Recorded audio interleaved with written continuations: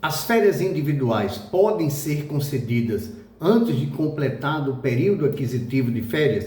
Eu sou o professor Luiz Medeiros, fique aqui comigo até o final do vídeo que eu vou mostrar o que é que a CLT trata sobre esse tema.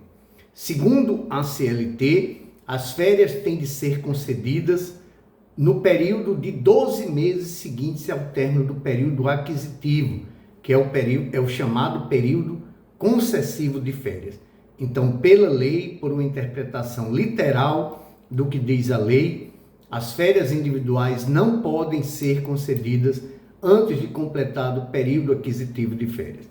Nas férias coletivas há uma exceção e também há algumas exceções quanto às férias individuais, como por exemplo, no caso de um empregado ou uma empregada que tem um filho com até 2 anos de idade, de acordo com a Lei 14.457, que é a lei do Programa Emprega Mais Mulher, mediante acordo individual escrito, as férias podem ser antecipadas, ou seja, concedidas dentro do período aquisitivo.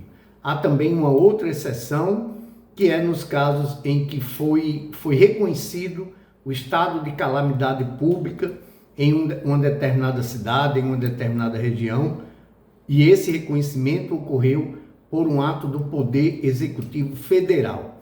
Havia também uma outra exceção na época da pandemia, as medidas provisórias que tratavam de medidas emergenciais durante a pandemia também autorizavam que as férias fossem concedidas dentro do período aquisitivo, ou seja, que fossem concedidas antecipadamente. Essas medidas provisórias não foram convertidas em lei e ainda que elas tivessem sido convertidas em lei, elas hoje não teriam mais aplicabilidade, já que elas mencionavam que a possibilidade de conceder férias antecipadamente era durante a pandemia e, felizmente, a pandemia acabou. Então, apenas nessas exceções é que há legalmente a possibilidade de as férias individuais serem concedidas antes de completado o período aquisitivo.